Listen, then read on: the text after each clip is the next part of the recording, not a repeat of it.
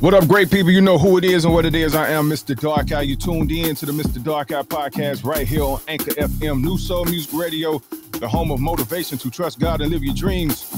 We're going to give a big shout out to my sponsor, the Super Icy Brothers Premium Frozen Dessert Shop located at 742 North Anderson Road in Rock Hill, South Carolina, and Pineville, North Carolina. The address is 11025 Carolina Place Parkway. Man, make sure y'all visit them, and when you go by, make sure you tell them Mr. Darkeye sent you. And don't forget to visit their website at supericybrothers.com. Today in the building, I got my bro fam, my brother from another mother. You know what I mean? We go back some years, man. He started out in music back in the day, grinding out here, man. We was out here doing what we do with the music. Now he on to bigger and better things, evolving. Yes, sir. You know, taking it to the next level. I got Warren Moffatt in the building. What's up, bro? What's up, big bro? Man, I'm good, man. Mr. Darkeye himself, man. Yeah. Finally give me an interview, boy. I tell you. Hey, man, it's been crazy, man, but we here though. We here. Yeah, we definitely here, man. Yeah. You know, this day and time, man, you know, I think the pandemic has taught us, you know, that we need to focus like on things that's more important these days. You know what I'm saying? Yep. I think we thought we couldn't, a lot of stuff that we thought we couldn't survive without, we learned that we could. You know what I'm saying? Like going to the people, everybody want to make sure, you know, you always going to the barbershops, the beauty salons, the malls to get fresh. Couldn't do none of that during the pandemic. Yes, you realize like your stuff ain't that important. Yeah, right. You know? Right. I do agree with you on that, man. Yeah, man. So much that we learned during that time, man. But you know, we kind of sort of back outside, I guess. Right. You know what I mean? Yeah. I mean, I was outside the whole time. I, you know, planting flowers and cutting grass, trees, side pruning, man. I had to realize that's a good point you said for us, the pandemic, and you know, people had to sit there and stay at the house, man. And they realized it was a blessing, you know what I'm saying, in disguise for me, as far as my landscaping company, man, because you know, people starting to take their landscaping serious, man. You know what I mean? You know, you're gonna be at the house all day, you don't want to look outside and you got weeds everywhere and you got grass hides you, you know what I mean? So it was a blessing for me. Anybody that was affected by, you know, I don't even know what to say, man, because I know it was devastating for a lot of folks. People lost family members and, you know, it was real devastating, man. So yeah, man, that was it was a hard, definitely difficult time, man. But yeah, let's talk about your landscaping business, man. Your neighborhood lawn care. Yes, sir. Like, how did you get into the business of lawn care? All right, man. When cause you know, I was down in Atlanta, you know, for like 6 years pursuing my music, and you know, and I believe I was getting real close, and you know, hooked up with my future wife. Yeah. And you know, end up, you know, I get that phone call, baby. I need you to come home. I need you to come to Rock Hill, South Carolina. I need to talk to you. Okay. Yeah, and I got the news that, you know, we was pregnant. Oh, okay. You got to have a little. Right. Yeah. So, you know, I knew, you know, of course, you know, I wanted to continue to pursue my music, you know, and, but I knew right at that point, you know, music wasn't paying the bills. You know, I was getting a little bit of money from it, but it wasn't enough to sustain a family. You know what I'm saying? So started working for, you know, other landscaping companies, and I just remember, like, you know, not being satisfied because I feel like I was qualified, if not more qualified than a lot of they team leaders or managers, you know, and so I was like, okay, man, you know, I'm busting my butt, you know, and I know they say patience, but I felt like I was patient, but it was just a lot of us that I just felt like, you know, wasn't get the same opportunity. So, you know, I had that bright idea, man, start my own. Start your own, I believe, you know, if you know, create your own lane, you ain't got to wait on traffic. Yeah, that's good. That's good. I like that. Right. Yeah. So you saw opportunity to create your own, and for a lot of people, you know, when you realize you good at the technical part of it, was you concerned or worried about whether or not you was going to be able to actually run it as a business, even though you was good at doing the job? I mean, let me go. I gotta close my eyes and think about that. Because you know the business part of it is totally different from actually being able to do the technical stuff. So I definitely had my ups and downs. You know what I'm saying? I got my hard learning experiences, and I think even at this moment right now, I'm still growing and learning. You know what I'm saying? But I think the key point is wanting to learn. Yeah. You know, fighting. You know what I'm saying? Even when it's tough, when it's 105 degrees outside, and you know, if you done lost a couple of clients because you done lost a couple of employees because they don't want to work. Yeah. So, you know, but you know, being your own boss and just wanting to, you know, that's the fun part. You know, it's rough at that. It's rough, but when you accomplish, it's just like a video game. After you beat that board, you on to the next. So, I don't know.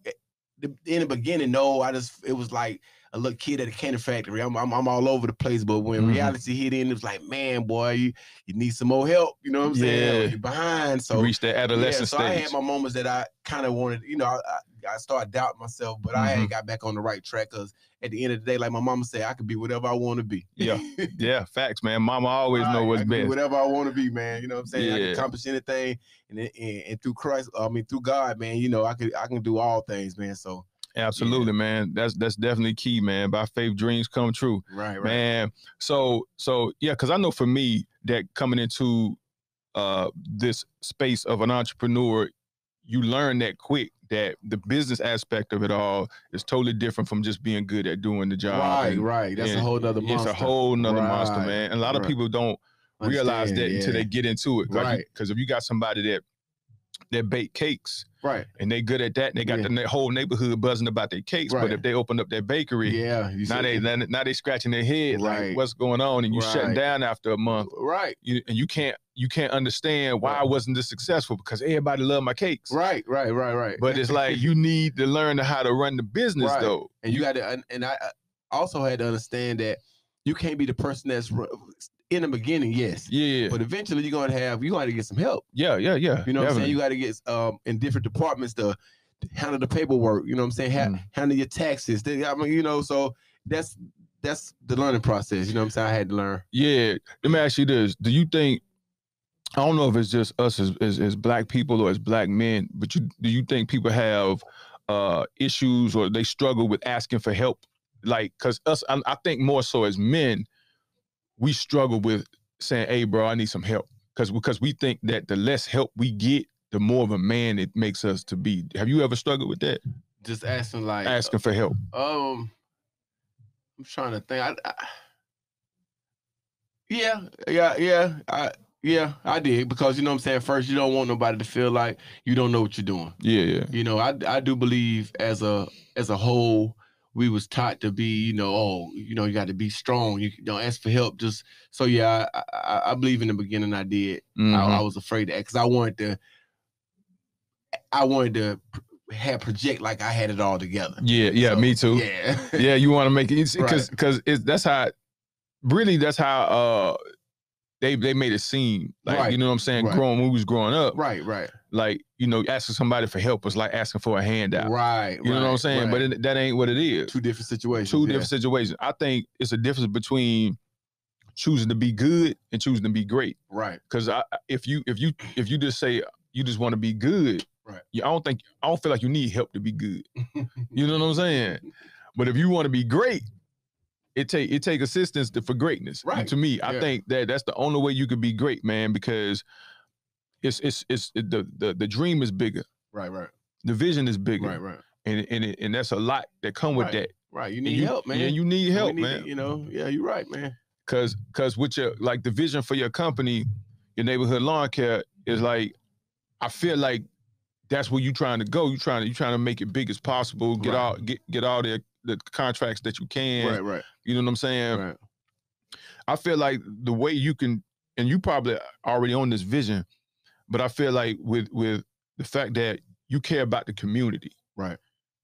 Is that the lane that you want to get in with your company? Because you think about a lot of lawn care companies, they even though they're in the community, it's like they not connected to the community. Right. Though. And I'm glad you brought that up, man. So yeah, it's very important to be connected in the community that you're serving. Yeah. You know, and I'm from the hood. I'm just being, you know, I'm from the hood, and I'm from the South Side, you know, and I come from the bottom like a lot of us Black entrepreneurs coming up, you know what I mean? And it's like, you know, you mind if I can tell a story? Okay, go ahead. So where anybody that's from Rock Hill, South Carolina, you know, or if you listen to this podcast right now, Mr. Darkeye, and you think about when I was 1 through 5, I stayed in this community called Crest Street, Glencare Garden. So Glencare Garden, even back in the 80s, was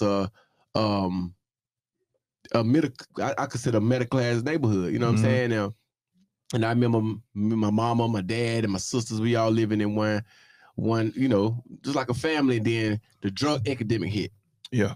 So now we, you know, from us living in this nice neighborhood, now all of a sudden we, you know, we in the hood, you know, Hagen Street or, you know, Green Street at the time, like even Hagen Street and Green Street, you know, at this time, you know, is the development getting better? But then it was, you know, drug infested area. So it was just like day and night. So, but I before I even knew the word landscaping, you know what I mean, I was addicted to grass and flowers and beautiful trees and, you know, just that type of atmosphere. But when it was taken away from me, you know, my heart always, you know, even like I catch myself, you know, needing time to think and, you know, pray or whatever like that. I'll go back to that good place I know, which is Glencare Garden. So, you know, and I go to different neighborhoods, you know, upbringing. I see it was less trees and, you know, really no grass, and the birds don't chirp the same. You know what I'm saying? Even the people, the energy of the people wasn't the same. You know what I'm saying? Yeah. So, and I realized, like, what could I do? You know what I mean? And I didn't understand why, you know, this one city is not like New York or California. You know, Rock Hill, you know, we're a decent sized city, but when you ride through the whole Rock Hill, it just looked like day and night.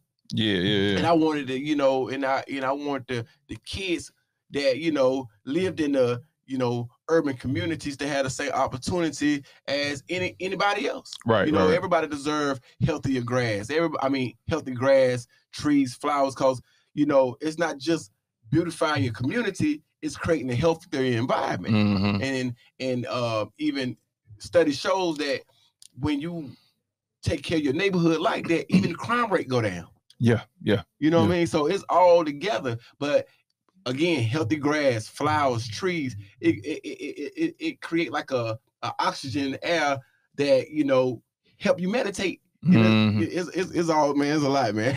Nah, I'm with you. I get what you're saying. Like I just believe in a healthy environment, man, you know, so yeah. Because, you know, at a time. Because, you know, back in the day, well, it's still like this, you know, certain neighborhoods you go to, you know, their whole front yard just a patch of dirt. You know what I'm saying? And you know, I remember when I was coming up, you know, I grew up on the opposite side of Sunset Park on Ogden Road. Yeah.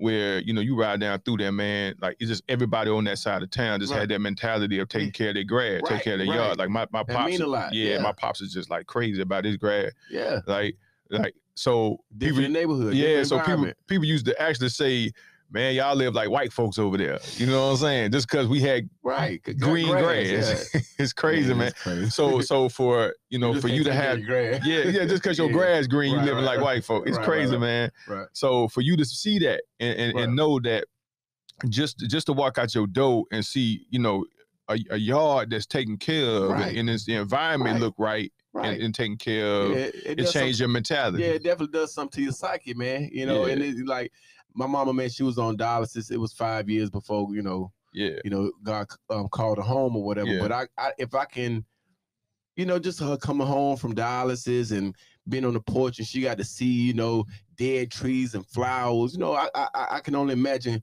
what that did to her psyche. You know what I mean? So, you know, just, you know, coming from the hospital, man, you know, at least you should be able to, you know, enjoy a beautiful community. You know, like when we used to go on vacation and go to different places and pull up, you know, at the hotel, and you see how nice the hotel look and the landscaping of it, how it look. Change your perspective. Yeah, you be like, oh, this is nice. This is what's up right here, you know.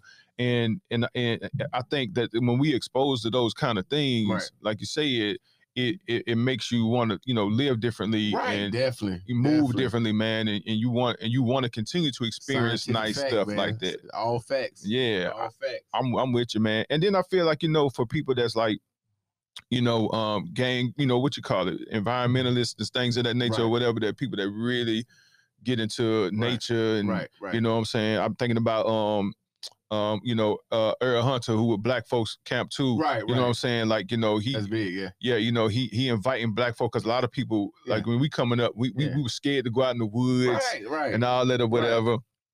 And just seeing how beautiful it is, man. You know what I'm saying? And being connected to that. It resets you, man. You know what I'm saying? Being, you know, married to my beautiful wife, Candace Moffatt, you know, she's a therapist, you know, graduated from Winthrop, you know, just being married to her for the, you know, for the last 6 years is just kind of, I seen how connected nature and mental health was. And, you know, and it's just like she do, like, you know, she'll tell a person quick, you know, don't be so quick to take this medicine, that medicine. Go walk for 30 minutes and see what that do to your mind. Oh yeah. You know what I mean? Just get out here in the environment. You don't want to walk around with, you know, got to watch to make sure if a piece of glass gonna cut through your shoe, or you know what I mean, or something gonna jump out on you. You want to be in a clean environment. Yeah. Absolutely. I'm gonna tell you real quick, we're gonna take a break, and we're gonna come back and continue this dope conversation with my man Warren Moffatt right here on the Mista Darkeye podcast. You know, we was just digging into that, and how we have seen how it makes a difference, just the environment that you are in and what you're able to see every day you walk out your door. So, and we also talked about the fact that, you know, being connected in your community, not just going in there doing a job, you know what I'm saying? But you being connected to your community. And I seen your work, bro. Like you on point with it. I appreciate it. You know what I'm saying? What did you do to get yourself prepared for that, as far as making sure, you know, because in a sense, it's like you're an artist with it. You being creative. So what is that process like for you to be able to, you know, do somebody's yard and things of that nature? Are you having the conversation with them, doing consultations to find out what they want, or they just kind of let you do your thing? It's crazy, man. I need you out there with me. But, it's pretty much with both of them. Some people they know exactly what they want done, but most of my clients, they trust me from previous work. They let me freestyle, do my thing. And that's ironic you say that, because as a youngin, I used to love to draw. And it is, you know,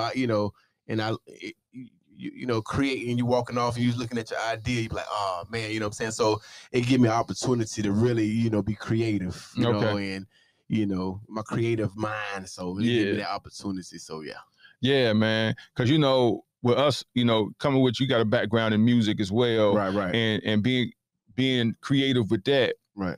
That also applies to you as an entrepreneur. Because I know for me, man, like that's what got me into music, just the opportunity or the ability to be creative. And I use that same thing now with being an entrepreneur, because it's like, you know, the innovation of it all, to kind of just continue to see your business evolve and grow. You just got to continue to keep applying creativity to it, to apply new ideas, new visions, and things of that nature. So yeah, I always wonder, because seeing your work, because I know a lot of times, you know, people be wanting a specific look and specific things and how they want things set up in their yard or whatever. But yeah, man, definitely, bro. You doing a dope job, man. I appreciate it. And I would say, as much as possible, if the client, I guess is up to the client, or whether or not you taking pictures of their yard and sharing that on your social media and things of that nature. Do you have to get their permission to do that in order to share content? They be okay with it. They be okay with it. They be so happy. Yard transforming and stuff like that. I never came across a client that didn't mind. I mean, that cared about me. Not like that. Everybody say okay. You know they good with it. I ask permission out of respect, so definitely, Because the more you share, more people can see your work, man. Right. It, like you said, it's a no-brainer. I feel like once they see it, they're like, oh, okay. Right. Definitely want to get him over here. And I love it, man. It's just give me it's just like Andre, like go back on the music, man. He said you only good as your last hit. Yeah. So you know, I don't want to, I get excited about one project, but that's last year. You know what I'm saying? So I want to outdo that. You know what I mean? And but I love to see the smile on the customer's face, and and they really be happy. Yeah. I mean, they really be happy, man. You go outside and you. That's your environment. That's your safe haven, and you just can enjoy. Because a lot of people, they go outside, meditate, man. And they looking outside, and you got even the birds, man. The birds know where they be at. They know if they in if they in a unclean environment. You know what I'm saying? Right. So yeah, I just love to put that smile on the customer's face. Facts. Off air, off camera, we was talking about one of your hits from about 3-4 years ago. Show Me the Proof. Yeah. You know what I mean? I just thought about something, man. We talking about you posting content about your work and things of that nature, whatever, man. Like you could really still use that song as far as marketing. Right. You know what I'm saying? Man. Like show me the proof. Like you can line it. Yeah, you showing the proof of your work. Right. Exactly. You know what I'm saying? Exactly. So you can still really use that, man. You own the masters to that, right? Oh yeah. Okay. Oh, yeah. You know how we do, dog. Ain't nobody about to own that.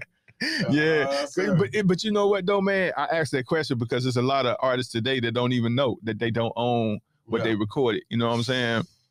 So that's something that's important, man. Definitely important. So where you at with the music now? How you retired? Are you done? Or are you coming back? Retired, man. Put it to the side for a little bit. By the landscaping, my up and coming podcast, Black Global News. Global News. You know, my wife, she got helping her with her therapy, as far as the marketing, her therapist and wellness group, and even my daughter have a brand called Bear's Glow. Okay, so that's lip gloss, shea butter, face painting. Like we getting her busy early. She 4 years old right now. We excited about. So I'm getting back into music, but me being 36, man, that's gonna always be my love. You know what I'm saying? But, I think what I would do is help other young brothers. You know what I'm saying? Not make the same mistakes I done made. Okay. So I still got my hands in it. But I like to help. The new generation to actually take it to the next level. Yeah. Facts, man. I think that's important for us, coming from the area that we came from, for before social media. Right, man. We had to go get it. Yeah, you had to go get it. You had to be out there. And you had to convince, man. I remember I didn't convince some people to buy the same CD 2 times. Yeah. And they're like, Warren, I already got this, man. Get it again, man. Get it again, man. Man, what you talking about, man? I mean, it had to be like that because unfortunately, I think back then it was like there was good things about it, you know what I'm saying, versus where we are now. Right. Like back then when you sold a CD, you don't know how many times they listened to that CD. Right. You just know they got it. You know what I'm saying? But see, now in this digital era, you got those analytics now. You can see how many times they streamed your stuff. Yeah. You know what I'm saying? Right. And we got an advantage of where they listening to it at. So if you getting 10,000 streams here, 15 here, whatever, you can start setting up a tour. Right. Based on those numbers, you know what I'm saying? Stuff like that. Like we ain't had it back then. None of that. Nah. Flintstone, baby. You know what I'm saying? Flintstone babies. You know what I mean? What you talking about, man? Get it from the rocks, the mud. Hey, man. Yeah. Cause I know for me, man, like being out there and then being out there day to day, trying to get folks to listen to your music, and then you have to travel. Right. You know what I'm saying? Right. So you take over this area, that area, whatever. Right. And man, even with that music thing, man, God know what he was doing because I use that hustle, man, that ambition, that drive, because I don't meet no stranger. That's why when I moved to Atlanta, man, I ain't know nobody. I mean, I had few family members there, but they were so way off. I didn't, man, it was so hard to get in contact with them. But it was just out there. I remember just being in them streets and convincing people to, to sell it myself. Yeah, that's it. The only thing you can say is no. Just like I go out there, promote my, I was gonna say, was folk there when you went? Oh, he came a little bit behind me. Okay. Yeah, shout out to Big Folk, boy. Big Folk, man. He killing it right Fresh now, by the best, man. You, man. And he's another guy, for example, man.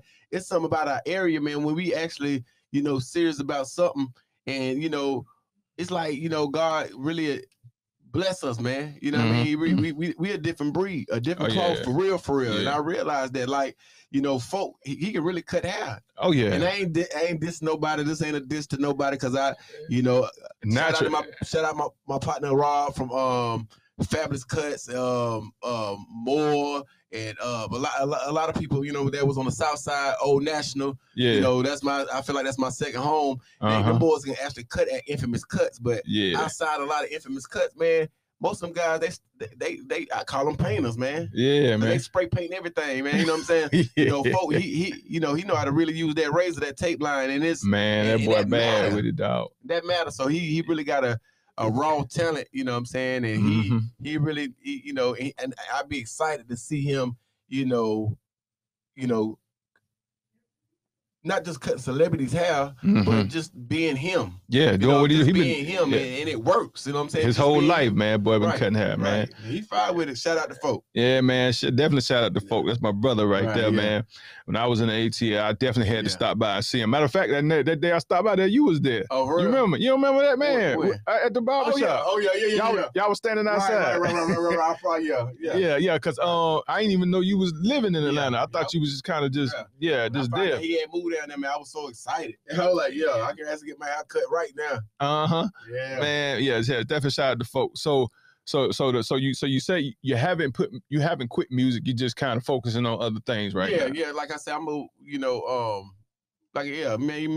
I'm placing myself in a position. That's why I'm creating this whole, you know what I'm saying, the podcast, and, you know, networking with you, you know, Mista Darkeye. Shout out to you, man. Man, appreciate you, dog. You know what I'm saying? Like, you creating a platform for everybody. You know what I'm saying? To come and, you know, tell their story. That's important. Yeah. You know, a lot of people, you know, live their life, man, 60 or 70 years old, and never really get an opportunity to tell their story. You're creating that. We living in a time that, you know, only time you can tell the difference now, you can tell, like right now we on your podcast, people all over the world can hear this. You know what I'm saying? You created this. And if it is another podcast around here, I haven't really... You ain't heard about it, yeah. They ain't pushing it like that. About it. So I see that you really connected with the community, and that means something. You know, appreciate you, bro. And it's a blessing that you got this, man. You know what I mean? Because for me to want to come on the show, hey man, I'm a critic. I ain't gonna even lie. You know what I'm saying? Yeah. So, you know, this is a blessing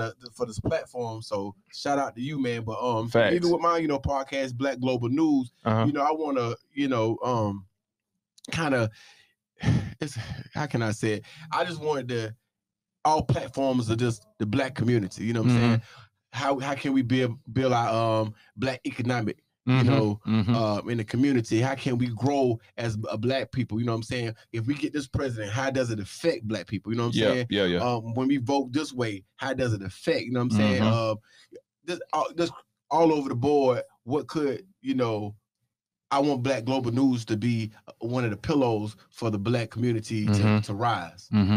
Yeah, man. And, you know, I think we need more media outlets, as many as possible. Like, I know that right now that with my podcast, there's some other folks that's out here that got a podcast. They just not pushing it like that. Right. And which the more the merrier to me. More, because the more media outlets we got, the more we can control the narrative of our story. Yeah. You know what I'm saying? And we can connect, because we don't gotta compete. It ain't not at all. Building with each other. And that's what I like about you, man. You know what I'm saying? You're willing to help everybody else, man. You've been helping people. I've been doing, as long as I know you, man, you're always trying to find a way to help the next man. Yeah. And if we can all think like that and build with each other, man, we'll be a force to be reckoned with. Because, you know, like I went through some stuff, man, where you know, people, you know, try to throw dirt on your name and accuse you of stuff. You know what I'm saying? They lied on Jesus. They lied on him. Definitely gonna lie on us. So it's like people don't see the vision. They don't always see the vision. Right. Like everything I've ever done was to try to help put other people in position. You know what I'm saying? Right. But you know how it is with some of us. Right. It's like soon as you start talking about, you know, I can take care of you, but it's gonna cost you. So a lot of people, you know what I'm saying, but and that, you know how it go. You done been in them discussions. Soon as you say what you charge, it'll end the conversation. Me and you was talking about it the other day. You know what I'm saying? So it's like that's one of the biggest things that I found myself running into over the years. So I started doing stuff for free. Right. And then I'm looking at my numbers, like my account, do my books. I'm in the hole. Like I ain't charging enough. I ain't making enough money. You know what I'm saying? You know, and that's something I struggled with for a long time. So I had to get to a point where it's business. It ain't nothing else but business. So in order to have a business, you gotta be able to take care of your responsibilities in your expenses. I got a question for you, Mr. Darkeye. Yeah. How many kids you got? I ain't got no kids. You ain't got no kids? Yeah. Okay, so check this out. Ain't no business out here. You know what I'm saying? Even the church lights got to be on. Yeah, you know what I'm saying? It take money to make money. If people are serious about their career, you know what I mean? You're not gonna go nowhere else, put a commercial on nothing, you know, without paying them folk. But not at all. And I ain't trying. I'm gonna go there. Yeah, go there. I just believe that when it come to us as Black entrepreneurs, no matter what we do, landscaping, podcast, radio show, whatever, you know what I'm saying? It's people in general don't want to take us serious. Even our own people don't want to take us serious for some reason. And I don't know, we just, you know, the people before us done put a bad name, or maybe I don't know. You know what I'm saying? But all I'm saying is, man, listen, ain't nothing for free. And I wouldn't want to be like, it's okay to, you know, donate some of your time. Yeah, you know every night. At the end of the day, you have to live, brother. You got to live. And you know what? You never get recognized for the stuff that you do for free. Like don't nobody say anything about the stuff that you give back and you do. They don't. Man, listen, man. Listen, if I'm paying for anything, man, it's for a good cause. You know what I'm saying? Oh yeah. Yeah. So, man, I don't even worry about that no more. No, I don't. When I first started doing landscaping, man, I'm glad we can be raw on this. Yeah. Look. I had this lady. I ain't back, you know, I ain't got no name. Yeah, we ain't dropping no name. But it was a lady, man, older lady, you know what I'm saying? Beautiful she could be. I'm gonna say nice stuff first. Yeah. You know, so I asked her, she got a big church that she turned to daycare. And I was like, hey, so when I first went on the property, I'm like, man, that's a big old property. You feel me? You know what I'm saying? Make the church is a nice sized church, but the land make the church look small, right? So I called her. I was like, hey, Miss such and such, how many acres is this? Yeah. And she was like, about 3. Okay. So I Googled it. It's 4 acres. 4 acres. You didn't pay close to $100,000 for this property. You know what I'm saying? You know exactly how many acres it is. But what I'm saying is, like, everybody looking for a discount. Yeah. You know what I'm saying? Like, why you just can't pay for my service? Now, I used to be so quick to underline me until bills was due. You know what I mean? I want my daughter to get the best education. You know what I'm saying? It ain't all about living the luxury lifestyle, wanting a Lexus or nothing like that, buying the newest. I don't care about all that. But at the end of the day, you know what I'm saying? I do want my wife, me, and my daughter to eat healthy food. You know what I'm saying? So, you know, I got a choice to get frozen dinner, or I can go to a Publix or to a real farm place to get real vegetables and fruit. That costs. You know what I'm saying? You know, so, you know, I want a healthy lifestyle for my family, and that costs money. You know what I'm saying? But if you want service from anybody, you got to be willing to pay for that. You can't immediately think you qualify for a discount. You know what I'm saying? And we as Black entrepreneurs, we need to stop, you know what I'm saying, undermine ourselves or cutting the next man short, you know what I'm saying, just to get the business. We need to have a certain level. Now, what I do believe, as far as my landscaping goes, you know, like in the Southside community, I know people, you know, it ain't a lot of job opportunity where we at right now, you feel me? But, you know, I'm trying to teach certain communities, create your own HOA. You know what I'm saying? And because I don't mind, you know, having an affordable price, but it got to make sense for me in the community. I want to bless the community as much as possible, but I got to, you know, when my lawnmower break down, I need to get that fixed. You know, gas going up at a high price. You feel me? So let's work together. Let's support each other. You know what I mean? Let's build one another up, because I do want to see the community to rise. I want to see the community beautified, but we got to work together. Let's have these discussions on all topics. What can we do to, you know, make our community rise? Because what I believe is that we really don't see each other as a team, right? You know what I'm saying? I remember back that's a long story, man. Yeah, when I remember back when I played football, right? Like, you know, I ain't get much playing time on the field. But whenever we won games, even though I never touched the field, Yeah. I still felt like I was a part of that. Yeah, because I'm on the team. That's And, you know what I'm saying? Like even if my name ain't getting announced, I'm not the popular player on the team. But whenever we won games, I still felt like I was a part of that. So I feel like that's the mentality that we got to have now. Right. When we see each other folks winning in the community, you got to still feel like you know that you're a part of that. Right there, man. You got a different type of character. You see what I'm saying? Bro, like that take a lot of integrity, a lot of, man. That's a whole different type of mind. I got nothing but respect for you, man. You know what I'm saying? Because a lot of people, that subconsciously they hating because they want to be the person on the front row. They want to be the shine, get the shine. And what you just said, man, that's powerful, man. Yeah. Like, we got to be willing to, clap for the next person. Yeah. Because when you clap for the next person, you celebrate the next person. God gonna open them doors up for your time to shine. It's that's the way it is. And I was just explaining this to a friend of mine the other day, man.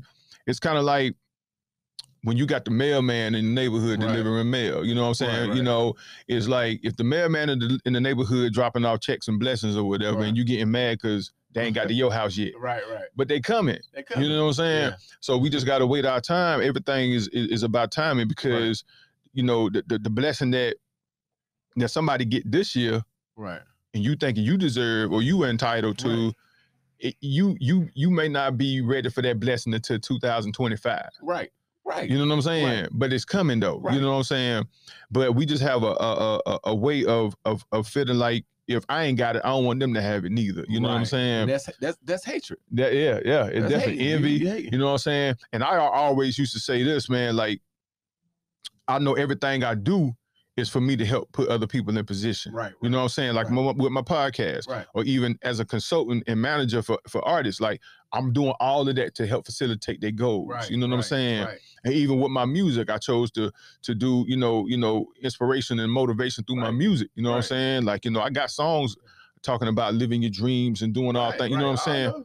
So it's like everything I do is to help empower and encourage my people. So it's like, when you see that, when you see somebody moving like that, like shout out to CT Kirk. I remember he put a shout out to Cuzzo. Yeah. He put a post up about a couple of years ago that said, if we all supported, you know what I'm saying, Mista Darkeye more, he could be the Nipsey Hussle of Rock Hill, you know what I'm saying? Right. But, and I appreciated that post, but at the same time, I know that a lot of people was going to either agree or disagree with him. Right. You know what I'm saying? And that's fine. Right.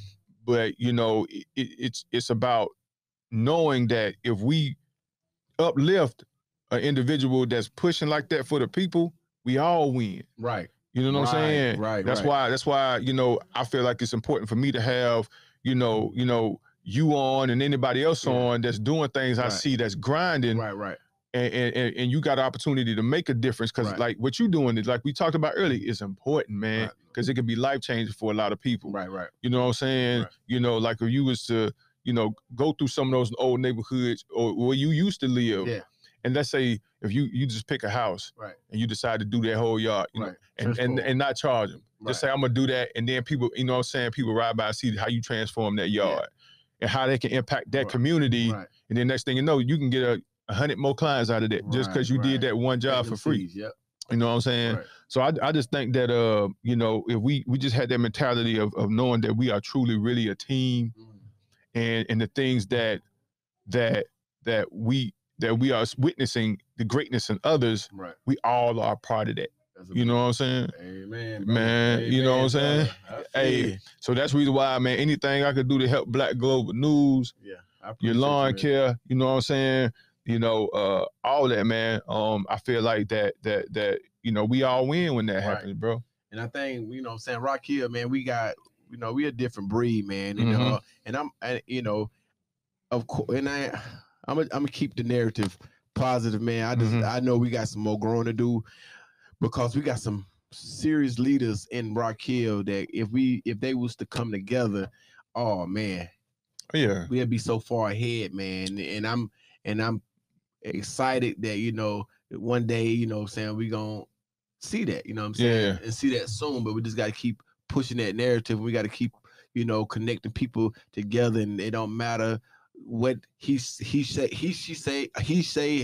none of that, man. All that negative, we take that out of the conversation and start building with each other and supporting each other, because Raquel, we got everything we need in our community to rise, really. You know what I'm saying? We got all the tools and things we need, like you being a podcast, you know what I'm saying? Because in a little bit, man, I think this podcast for you about to turn into a whole radio network, man, for real. I believe it, man. I see it. It's obvious, you know what I'm saying? And then you got Miss Dawn Johnson, you know what I'm saying, for the Bell Prize. And shout out to Dawn. I'm about to do a little shout out for all that. And you got Tawana Burrs, you know what I'm saying?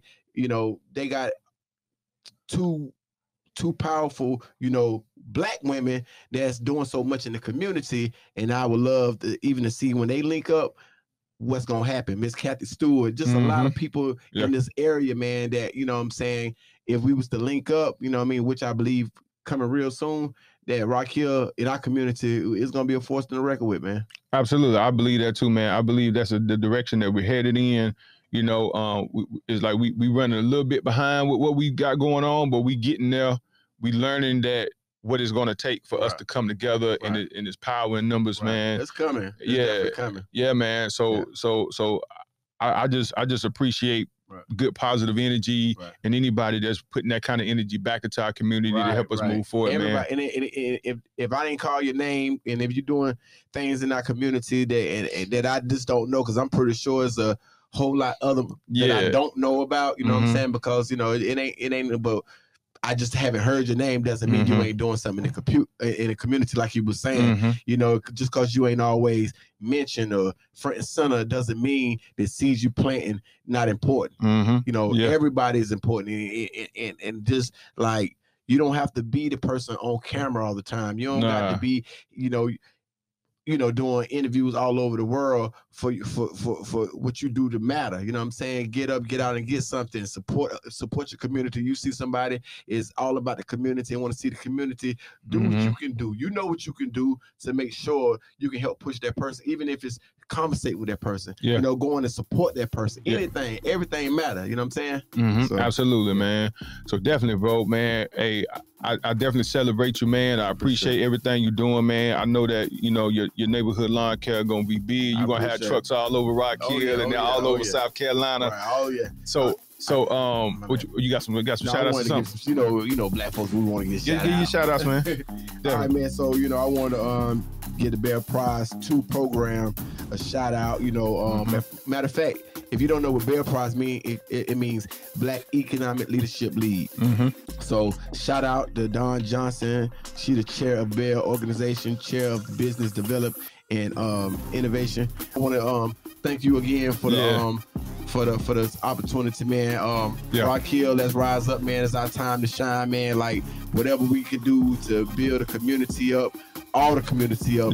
Let's rise, man. It's our time. Absolutely, it's our time, man. It's definitely our time, man. Well, Warren, man, I appreciate you coming through, bro, man. We had a great conversation. I hope everybody out there was motivated and inspired by this conversation, man. And just know that it makes a difference when you are giving back to your community, connecting with your community, and that's what my man Warren Moffatt is doing with your neighborhood lawn care. Make sure y'all hit him up and get with him to get that work done, man. 803-524-2546, your neighborhood lawn care. There you go, man. Thank y'all for listening to the Mista Darkeye podcast. Motivation to trust God and live your dreams. We out.